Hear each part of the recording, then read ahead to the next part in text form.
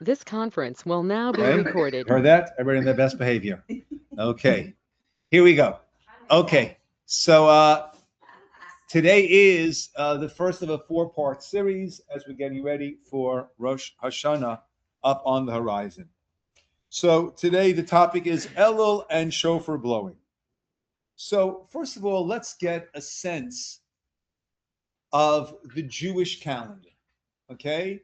The Jewish calendar, Jewish history, Jewish calendar doesn't start at a point and then just keep extending out from that point.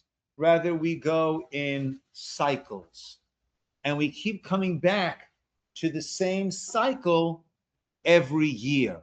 Meaning, right? Pesach, Passover, Exodus from Egypt. It's not something that God took us out from Egypt at that time, which he did, but that is a time that is misugal.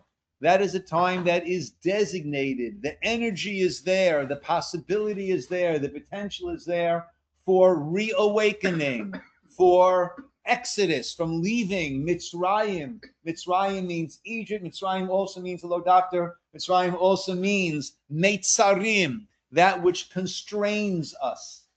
And therefore, Pesach is a time not just that we left Egypt then, which we did, but we were capitalizing on the energy, on the potential that was there. And every year at that time, we return back to that station in time. Right? You know, many of us are familiar with Epcot, right? Where you're going into, it's one of the theme parks that Disney has. And there you go into, I've never been there either, but I heard about it. You go into the pavilion of Britain, and you're in Britain, and there's the pubs, and there's the this, and there's the that, and there's Big Ben, and this. And then you go into that of France, and there's the Eiffel Tower, and there's this, and there's that, right? So you enter into that zone. And the Jewish calendar has us entering into that zone at the different zones as we make our way through the year. And we keep returning to those tachanot, those stations, those zones. And that explains why we have to keep adjusting our Jewish lunar year. Meaning, a lunar year is 354 days, right? 12 times 29 and a half. 12 times 30 is 360. Take the half of 12 minus 6, 354. The solar year is 354 and 365, and change. So the lunar year is 11 days shorter than the solar year. Islam follows the lunar year without making any adjustments. So their holidays keep coming out 11 days earlier every year. So Ramadan might start in spring. It's going to work its way back to winter, then to fall, then to summer, and then back to winter. And if you and a Muslim friend are born on the same day, when you are 33, he's going to be 34. Right? Because his years are that much shorter. After 33 years, 33 times 100 times 11 is about 360, right? And therefore, so they don't adjust the year. We do adjust the year. And that's why 7 out of every 19 years, we have a Shana Me'uberet, literally like an impregnated year. It has that extra part to it. It has the second 2 months of Adar. It's a 13-month year. And if you do the math, 7 out of every 19, we basically get ourselves back on track. And that's why it might be interesting to note that your Hebrew and English birthdays will coincide on your 19th, 38th, 57th, right? Right? 76, 95. On all of those birthdays, we should all have arichas yamin, long life, and note how on our 95th birthday and 114th birthday to boot, right? So that they coincide because we're set on a 19-year cycle. Why is that so important? The Torah tells us Pesach must be in the Aviv, in the spring. Why must Pesach be in the spring? Because what happens in the physical world is a reflection of the potential that exists in the spiritual world. So therefore, we could only celebrate Pesach when the physical world is having its rebirth, its renewal.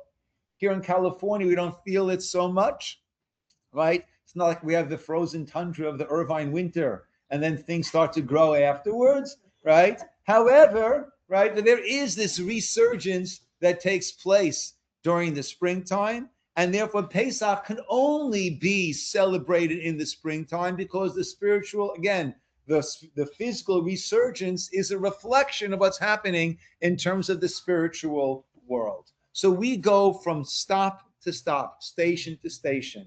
And therefore, Pesach is a time for personal deliverance, personal throwing off the things that constrain us. And Shavuos is a time that is set aside for receiving the Torah.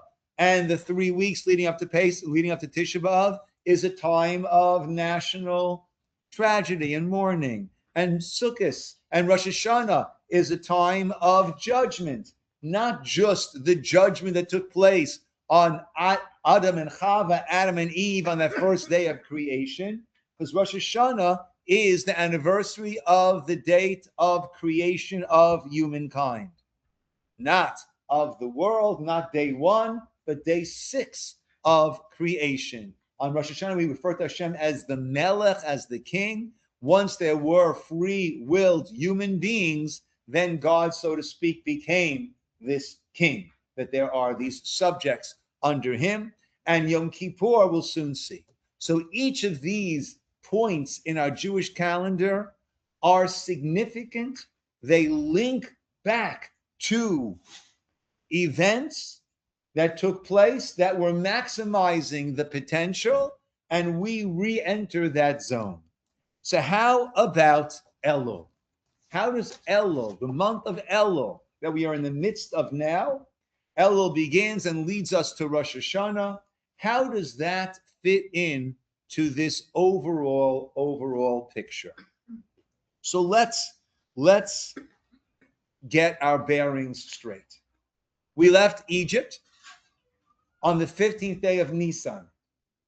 49 days later, on the 50th day, we stood at Mount Sinai and heard God speak 10 commandments, and Moshe went up the mountain for 40 days. That is Vav Sivan, the 6th of Sivan. That is the holiday of Shavuot.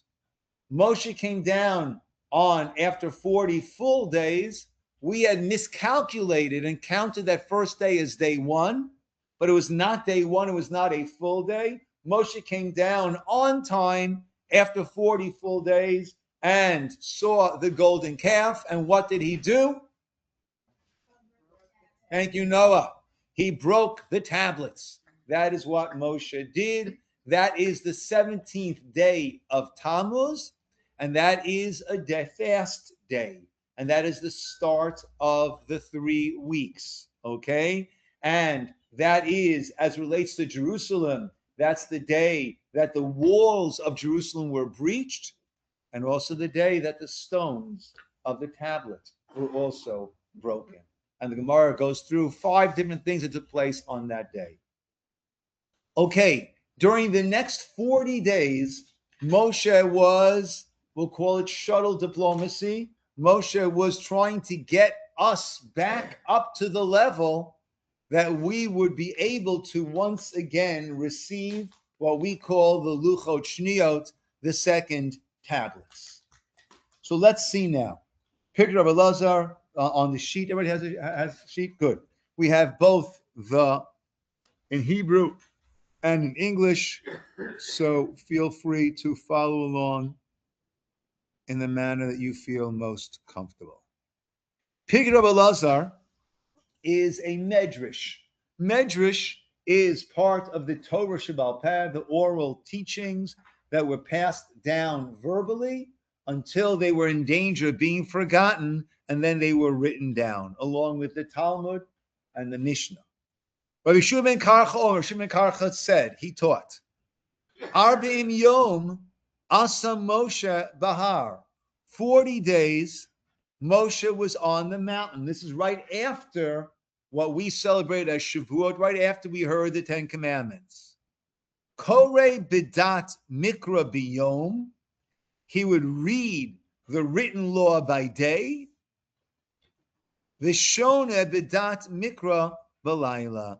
And study the Dat Mikra. Shona is the oral Torah. He'd study the oral Torah at night. When we say the oral Torah, we're referring to the explanations of the Torah, of the written Torah, that without the oral law, we'd have no idea what it's talking about. Classic example, we say it in the Shema, you should bind it as a sign on your hand and as a totafot between your eyes. Well, what is the sign and what is a totafot? So Moshe asked that question to God, and Hashem explained exactly the tefillin as we know them today. And that's why anyone who wears tefillin is wearing the same tefillin that we wear. No one is wearing these round purple or these triangular green tefillin. Everyone wears black square tefillin. So he's learning the written Torah by day, oral Torah by night. Ula'achar arbim yom. And after those 40 days, lakach et haluchot. He took the luchot, v'yarad el hamachaneh, and came down to the camp.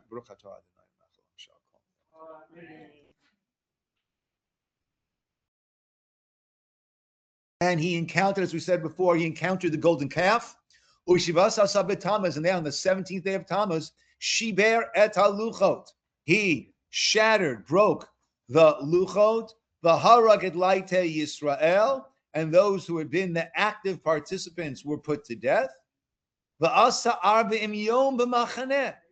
And then he was 40 days in the camp, ad shesaraf et ha'egel, until the egel had been burnt, v'kitato kafaras, and chopped up like the dust of the earth. V'harag et kol asher nashak la'egel, v'hichrid al zem Yisroel, v'hitkin kol shevim kol mo. Right? Then every tribe was established, right, in its place in the way they were camping there. Uverosh chodesh Elul. And then at the start of the month of Elul, Amalo HaKadosh Baruch Hu, Hashem said to him, Alei Elai Hahara. Ascend to me, Hahara, upon the mountain. Ve'eviru shofar b'machaneh. And the sound of the shofar was sounded throughout the camp. Moshe alalahar. Moshe has gone up to the mountain.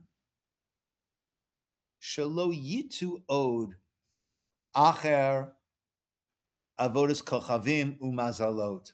Right? To make sure that we would not again go astray after to go after worshiping idols, and to have a very clear tally of the days. V'akadosh Baruch Hu nit'aleh oto hayom, and God, so to speak, ascended or was exalted on that day, v'oto shofar, with that shofar, shenem, as it says, Allah Elokim bitruah. That is chapter of Psalms Mem Zayin 47, that when we blow the shofar, we say that 7 times leading up to the blowing of the shofar. This year, Rosh Hashanah is on Shabbos and on Sunday, so therefore there is no blowing of the shofar on the first day on Shabbos, but we blow the shofar on the second day. God is exalted, ascends through that truah. The Alkain, and therefore, Hitkinu Chachamim, our sages established, Sheyu Tokin b'shofar, that we should blow the shofar b'Rosh Chodesh Elul, on Rosh Chodesh Elul, b'kol shana v'shana. Each and every year comes Rosh Chodesh Elul, we blow the shofar. Now, it doesn't say every day. Doesn't say every day, right? But we'll see soon the Torah. Yes, Dov.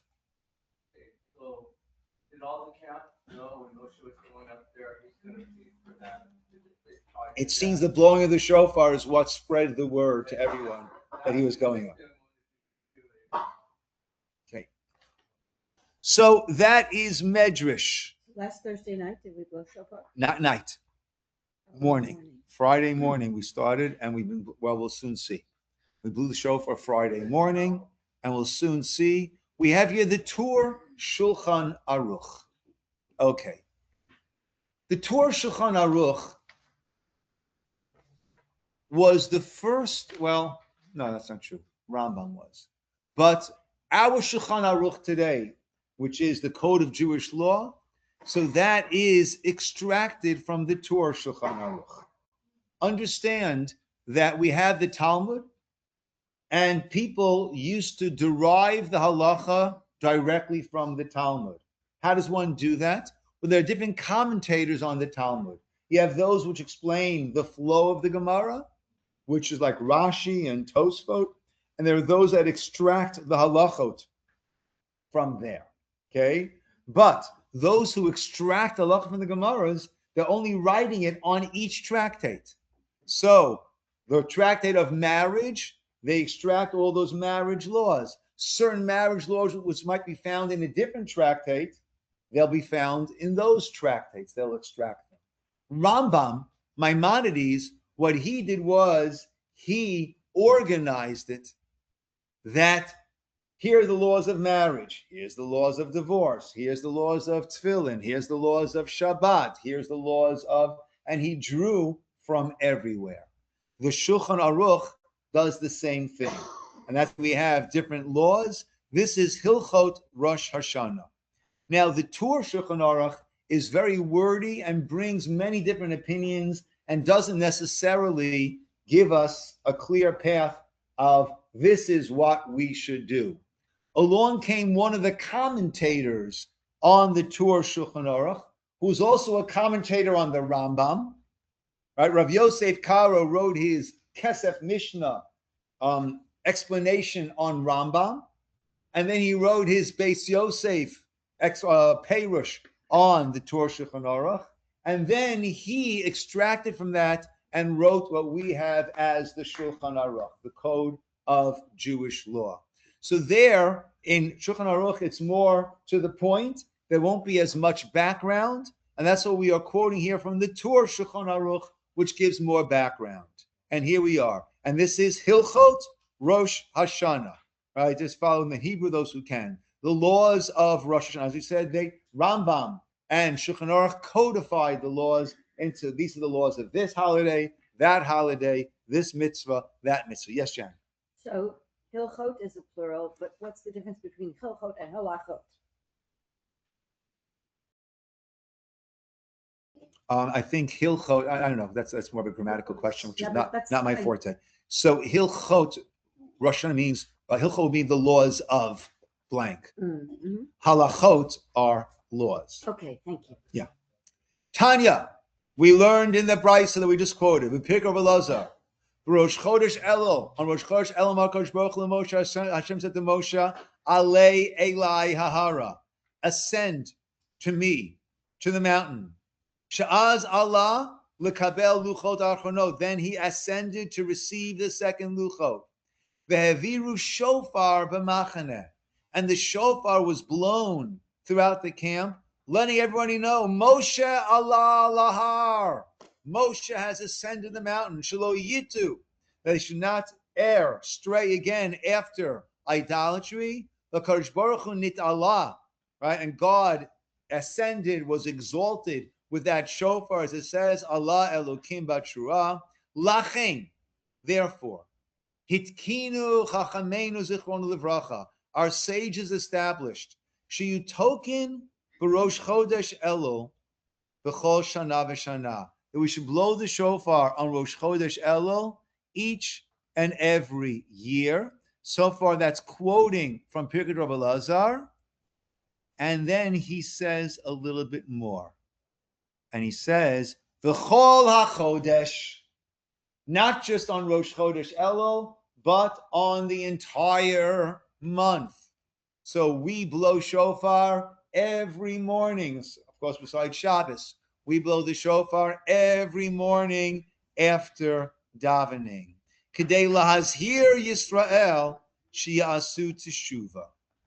And that is done, the practice, in order to warn, in order to encourage, inspire Israel, us, to teshuva. Teshuva means returning, to build a closer relationship with HaKadosh Baruch Hu. Because let's go back into our timeline. So during this time that Moshe was up, Rosh Chodesh Elul, he was up for 40 days. He came down 40 days later with the second Luchot. From Rosh Chodesh Elul, what takes place 40 days later? Yom Kippur. This guy's a ringer over here, right? Yom Kippur takes place 40 days later. And on Yom Kippur, Moshe came down with the Luchot. The Luchot were a message, a very, very visceral message, tangible message of forgiveness, right? The Luchot had been broken, and Moshe was correct in breaking the Luchot because we were not in a state that we were able to receive the Luchot. Actually, our Yasher Koyach, that people say when someone gets an aliyah or does something good, that actually comes from shkayach, as people say, actually is Yasher Kochacha, which means Yasher Koach, Yasher Kochacha. Your strength should go straight. You should be energized to continue to be able to do good things. And that expression is lifted from the Gemara, that Hashem said, Asher Shibarta, that you broke those luchot, he said to Moshe, Yasher Kochacha Sheshibarta. Yasher Koach to you, Hashem said to Moshe, Shkayach Sheshibarta, that you broke those luchot. So that was correct what Moshe did, but now coming down with the luchot, that was a clear indication that Hashem had forgiven, and now we were able to move forward. And therefore, that day, 40 days later, as Noah pointed out, is Yom Kippur, which is the day of forgiveness. So these 40 days, not just what we call the Aseret Yemei Teshuvah, not just what we say, the 10 days of Teshuvah, which begins Rosh Hashanah and ends Yom Kippur, but this entire time of Elul is meant to be a time of self-improvement. Okay, I just want to point out. I was listening to a shiur from Yitzhak Breidowitz, and he was talking about there were opponents to Musar. The Chazon Ish, he said, was opposed to Musar. But when we say opposed to Musar, it doesn't mean anyone who's opposed to getting better, drawing closer to God, improving, right? But Musar can sometimes be, I davened mincha, but I didn't have the exact kavanah for each of the brachot. My mind was wandering. What's with me, right? Musar is not meant to be, I'm a nothing, I'm so bad. That leads to unhealthy behavior, unhealthy thoughts, an unhealthy person, right? And therefore, Musar, of course, everyone agrees that we should be improving ourselves, but certainly in our generation, the best way to improve ourselves is saying, I did a pretty good job there. Okay, this was a little bit off. Next time, let me see if I can fine tune that. Right? I made it to mincha. Wow. Right? My mind wandered, but I made it there. Right? Next time, let me try to keep a little better focus. Right? So this is a time, when we say a time of Musar, right? A time of improvement. We're not saying beating ourselves up. But it's a time, as we're learning in a Cheshbon HaNefesh and Chovos HaLevavos, time to be focusing on the good that I do and how can I do even better. What more is it that I can do? Yes, Jen. So what technique do you use? Because, for example, I could be on track and really focused, and then I'll come to something, like in Modah, and then something good happened, and I'll think of it. Yeah. And I'll be thanking Hashem. But I'll still our minds wander. And it's relevant to Good, beautiful. But then I'll continue to I dive know, into the believe me. prayers. I think everyone has So experienced what's the technique? somehow. What's the technique? You just stop, and how do you remember to stop? Well, usually when you're saying Shemona Esrei and you're saying different words, that's a good time to remember that you're in the wrong place. But you try to grab hold of yourself, right? You try to grab hold of yourself. But the Chavetz Chaim gives a beautiful mashal about that. He said, imagine a person's walking through. Like sometimes you say, oh gosh, my mind's been wandering. Let me just finish this Shemona Esrei already, right? And maybe better luck next time. Chavetz Chaim compares it to a person who's walking through a desert. He's got a backpack, and the backpack is filled with diamonds. And he's walking for miles. And then he pauses, stops, takes something out of the backpack, and he realizes there's a little hole in the bottom of the backpack. And as he's been walking along, a diamond dropped. Another 100 years, another 100 yards, another diamond. So he doesn't say, wow, I already dropped 15, only 2 left. Right? Forget about it. What does he do? He grabs hold of those diamonds and he holds them tight. So too, if our mind has wandered and we've dropped diamonds along the way, once we recognize we dropped diamonds, we grab hold of what's left and we focus. And look, when it comes to this, everybody needs to know, how do I work best? Sometimes, right? And it's not always the same every day, right? Sometimes if I'm standing straight up, ramrod before, right? That's how I feel the presence of Hashem. And that gives me a better amidah. Sometimes if I have a gentle sway, the gentle shuckle, that's what helps get me more into the mood. It's not every, right? And some people, they close their eyes, that helps them concentrate. Other people, they close their eyes, who knows where they're off to, right? So you look inside and you follow, right? Everyone, this is the challenge that everyone has, and each of us needs to do our best and see what works best for us. Saying it out loud, saying it quietly. A friend of mine approached our Rosh Yeshiva, Yaakov Weinberg Zatzal, who told him, go faster, right? Go faster. And that way you're going word to word. That's what he advised him. You're going word to word, so you don't have time for your mind to go. You're going word to word. Somebody's going slower helps. Everybody's got to see what works best for them on a given day, at a given davening. Yes, Louise. A few years ago, I went to a course going through the book by Isaiah Holkenmuth called B'orei HaTfilah. Okay. It's a textbook for high schoolers at the Maimonides School in Boston. And it just, you get pictures in your mind of what the tefillah is about. And that helps me a lot more than. Beautiful. You get to a certain paragraph and they actually explain it. Beautiful. I'm not familiar with that sefer, but Rabbi Schwab has a book on tefillah in English where he goes through and explains. Yeah. These are all things. Certainly, if we learn more what it's about, we have a better appreciation. I think Koren or NCSY came out with a teenagers Ciner. Oh, okay. I didn't think so. Okay. Right. There are lots of things out there, and different things speak to different people at different times. I always say when I was what point was this? Oh, when I was really first starting my journey in Israel post high school, there was a certain sefer on tefillah, the world of prayer, by Rabbi Eli Monk, and I read that, and that got me fired up. And that really set me on the direction that led me to becoming a rabbi. That really got me started in yeshiva. I wasn't taken so seriously until then.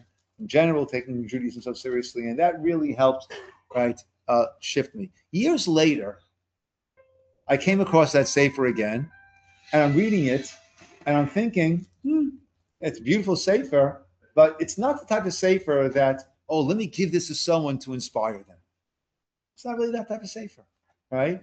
And I realized at that point in time, I was ready. I was looking to be inspired. And that's what did it for me. Right? But different people at different times, different things. So there's a lot of things out there, and one should utilize and see what takes them where they need to get to. Let's just finish this tour. We'll go a little bit further. And the whole month, in order to warn Israel or to inspire and encourage Israel to do tshuva, as it says, imi takab shofar be'ir, right? If a shofar will blow in a city, won't everyone tremble? So therefore, the shofar is meant to give us this sense of seriousness of life. Uchedei la'arbev. Now, one of the reasons, let's take a little time, but it's a very beautiful point to go through. We know that every holiday, the mitzvot that we do relate to the historical beginning of that holiday, right? So, Rosh Shavuot, what do? We learn Torah. Pesach, what do? Right? We eat matzah. Right? These are all the mitzvot that align with the historical events. Sukkot, which is the appreciation of the booths and the clouds, we go into sukkahs, right? And the time of the rain coming, we shake lulav and etrog, right? Yom Kippur, a day of atonement, so we fast. What does shofar have to do with Rosh Hashanah? Yes. Well, when they went up the mountain, they blew it, and now it's kind of like we have to repent, and now we kind of have to repent. Good. But how does that, good, excellent, Noah, but how does that link directly to Rosh Hashanah in particular? It's commanded in the Torah. Very good. I know it's commanded in the Torah. My question is, how does that commandment, right? Sukkah is commanded in the Torah. Matzah is commanded in the Torah. But it all links to the historical beginning of those events. Matzah links to Pesach. And Sukkah links to Sukkah. How does shofar link to Rosh Hashanah? Yes. When the world was created, it was a breath. So could that Beautiful. be the relation? Beautiful. Yes. Yes. If Rosh Hashanah historically is the time of creation of humankind, when God blew into the nostrils this ruach, so we take this not living horn, right? And what do? We bring it to life. We blow the air through. So that is a redoing, a reenactment, better, of that first day of creation. So therefore, hearing the shofar is meant to cause us to stir, right? V'chein noagim ba'Ashkenaz, and that is the minhag in Ashkenaz, amongst the Ashkenazi communities, l'tkoa b'chol boker ve'erev, which we don't do. He says to blow shofar every morning and evening after the tefillah. We do it in the morning. We don't do it in the evening. So Elul is a time of this stirring of the hearts. And as many of you might be familiar of the term, ani l'dodi, v'dodi li, I am to my beloved, and my beloved is to me. And you'll see that written on a lot of ketuvot. Marriage will have that over there, right? But that is actually referring to the close, loving relationship between God and the Jewish people. Ani l'dodi v'dodi li. And it's right from Shir Hashirim. Shir Hashirim is King Solomon's Song of Songs, and the Gemara, Megillah, discusses which books should be canonized, should be considered part of Tanakh, right? And it had questions about some of them. It had questions about parts of Yechezkel, which seemed to say things which went against the Torah until it was properly understood, right? Esther, right? Esther doesn't have God's name in it. Should that be considered part of Tanakh or not? Kohelet has a lot of seeming contradictions. Should that be, right? Is it Kodesh or not? And there was talk about Shir Hashirim, to which Rabbi Akiva said, all the books are Kodesh, are holy. Shir Hashirim is Kodesh Kadashim, is the Holy of Holies. Why? And an explanation that's given is all the books have their pshat, their simple meaning, and then it has the Kodesh, and it has also the Kodesh Kadashim. It also has the deeper understandings. But Shir Hashirim, right? If you read it simply, you're missing the point. It's not about a man and a woman. It's about God and Israel. And therefore it's Kodesh Kadashim, it's Holy of Holies, because it's only on that deeper understanding level. So let's go through these first 3 verses of Shir Hashirim, chapter 6. Ana holech hayafe benashim, ana panad dodech, unavaksheni imach. Where have you gone, my beloved? Oh, hayafe benashim, the most beautiful of women. Where have you turned? Unavakshena imach, and let us seek him with you.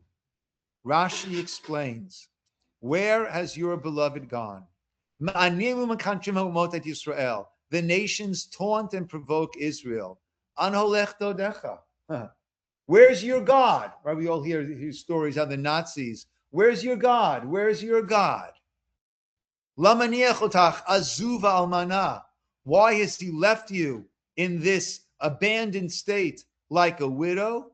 Anhalach dodech. Where is your beloved gone? Hayafe ben Hashim.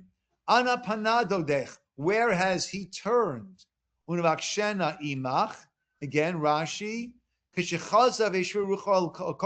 When God did rest his spirit upon Korash, who was the Persian king, who allowed us to build the second temple, the Natan Reshut, and gave permission to livnot habayit, Beitchil livnot, and we started building it. And then along came some of our detractors, and they said to them, Ana podedech, right? Where is your beloved turn? Im chozu elecha, if he's coming back to you, nevaksheni imach. Let us help you. Let us work with you. As it says, Vayishmut Sarei Yehuda, the antagonists of Judah and Binyamin came and said, oh, they saw that they're building this Beit HaMikdash. They came to Zerubbabel, the leader, and said, Nivnei imachem, let us build it together with you. Ki kachem nidrosh le'elokechem. Together, let us seek out your God. But their intent was to get involved and then to sabotage the whole building. And therefore, the response was, so analach dodech, ana panad dodech, in verse 1, well, your God has turned to you, let us work with you. Unavakshene imach. Our response is verse 2. Dodi yarad ligano. La rugat habosem, lirot baganim vilukot shoshanim. Right? Again, simple translation. My beloved has gone down to his garden, to the bed of spices, to browse in the gardens, and to pick lilies. What is it actually saying? Dodi yarad ligano. God has commanded us to build a temple, a Beit HaMikdash, and he will be there with us. Dodi, our beloved, has gone down, ligano, to the garden. He wants to come into this temple that we are going to be building. La'arugat habosem, to the bed of spices. What is done in the temple? Ketoret, exactly. Makom miktar haketoret, to the place where the incense is burned. Lirot baganim, and also to browse in the gardens. What's that referring to? Od yarad, God has also gone down. Lirot tsono, in order to shepherd his sheep. Baganim ashenofotsu sham, in the different gardens where they were scattered into the Gola in our exile. Those who did not come back for the building of the second temple, God caused his presence to rest upon them, in the synagogues, or and in the study halls. Vililkot shoshanim, and to gather the roses. Shomeu makshiv, he listens attentively to nidbarim v'torato, to the words of Torah that are being spoken. Lilkot zechuyotei, in order to gather in those precious merits. Ulakatvam, and to inscribe it in the book of remembrance, Sefer Zikaron, in the chronicles, so to speak, before him, as it says, as they speak to one another, Hashem listens and writes it down. And that you're saying, let us build with you, ani verse 3, Ani lidodi, vidodi li, haroeh b'shoshanim. Literally, I am my beloved's, and my beloved is mine. He browses among the lilies. And to gather the roses, we did that, right? I am my beloved's, but you are not his. And you shall not build with us. They were not looking to actually help along the way. They were looking to sabotage the efforts. And you shall not build with us, as the matter is stated, lo lachem ein chelik v'tzedakah zikaron b'Yushalayim. Right? Lo lachem v'lanu. It's not for us and you together to build this house of God. Rather, lachem ein chelik v'tzedakah zikaron b'Yushalayim. You will have no portion of this in Jerusalem. Don't misunderstand. When Shlomo built the Beit HaMikdash and the second one and the third one, it says about it, Ki Beiti Beit Tfilah Yikarei L'chol Ha'amim. My house is a house of prayer, and it will be that L'chol Ha'amim, for all the nations. But the building of the temple, that will be done by us, Ani Lidodi Vidodi Li. I am to my beloved is to me. And that speaks of that relationship between the nation of Israel and God, and Elul, right? Ani lidodi vidodi li, right? So did it come out? Yeah, kind of somewhat, right?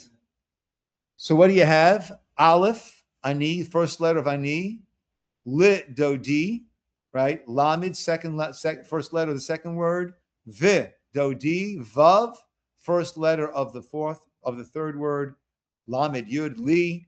That is, so the first letters spell out Elul, Aleph, Lamed, Vav, Lamed.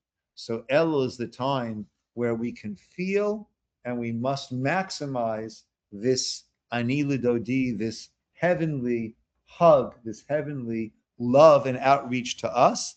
And if you note, the last letters are Yud, Yud, Yud, Yud, right? Yud has the numerical value of 10, 40.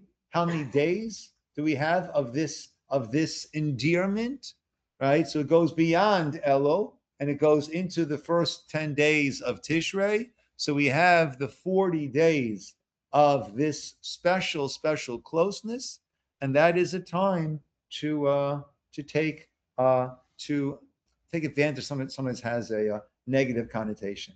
To best utilize and maximize, right, the opportunity that's given to us at this time. Janet, you were on the wings for a bit. So the shofar in the morning will call us to that every morning to rethink that and ideally, yes. And yet, like 2 years ago, you said, since it's time bound to this. I don't remember what I said yesterday. Wow. Okay. Well, it stuck with me. Since it's time bound to the 2 days of the Rosh Hashanah, women are not obligated in shofar. Oh, so whenever you have a positive time-bound mitzvah, women are not obligated in it, right?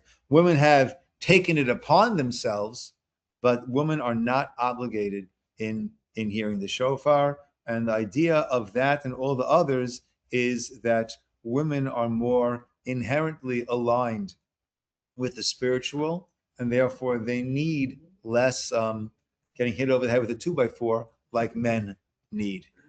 So yes, so shofar is part of that, but I'm sorry, not obligated.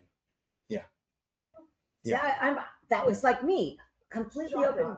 Yes. Well, we tried to get you guys involved before, it failed. We realized what the situation is, and we gave up. We gave you this other explanation.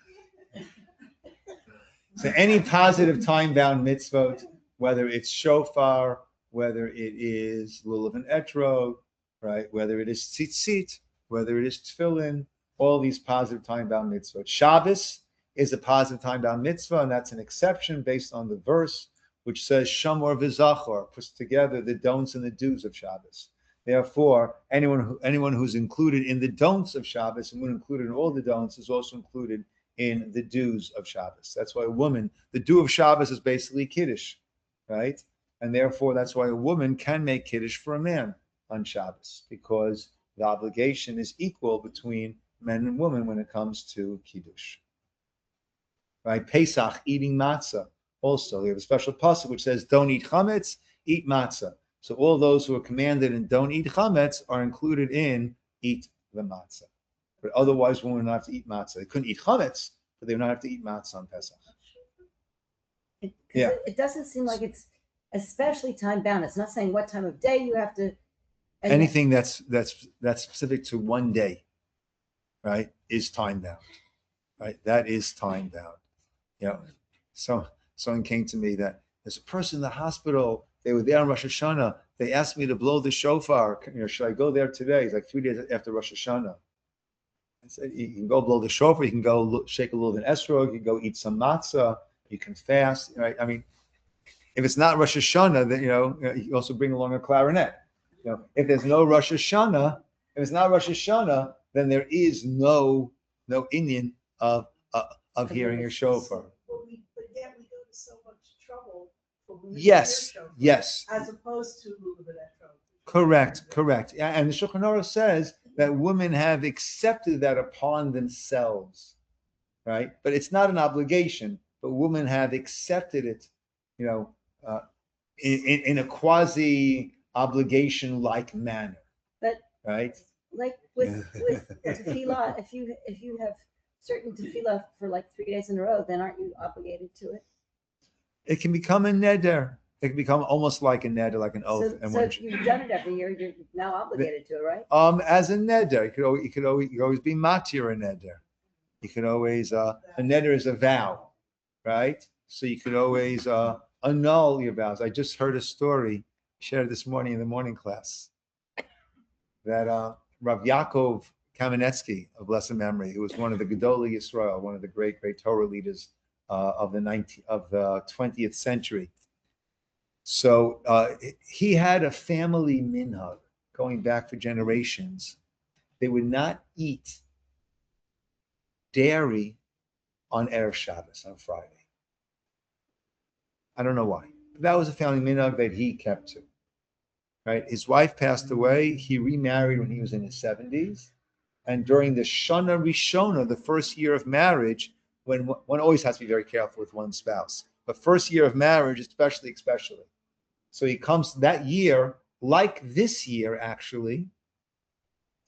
Pesach is Thursday night. Shavuos is Thursday night, Friday night, Shabbos. That's how it comes out this year. I believe, I'm pretty sure. So Friday was Shavuos. What do people have on Shavuos? Cheesecake. So his newlywed wife, right, prepared this beautiful cheesecake. And he had this family minhag for generations, not, right? So he went white when he saw, what was transpiring, but he could not embarrass his wife, right? So he pulled together 3 students, did Hatarat Nedarim. He annulled that vow. Though it was never a vow, but a minhag that you've done consistently becomes vow-like. He annulled that vow, and he enjoyed his wife's cheesecake. And I'm sure afterwards he let her know that this is his family minhag. So even in the future, if Shavuos comes out on a Friday, right, we'll have to forego on the cheesecake. But we do it before every Rosh Hashanah. Yes. Yes, but that doesn't go on a vow that I know about, and I don't want it to be annulled. Otherwise, we did it once. Why do we have to do it again? Right? It only goes, yeah.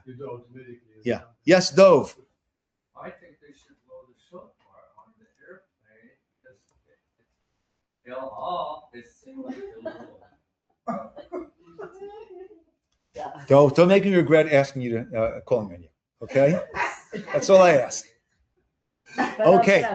On that note, we'll call it over here, my friends. And one of the other things that happens in Elul is we start to say the Slichot prayers. We start that the Saturday night before.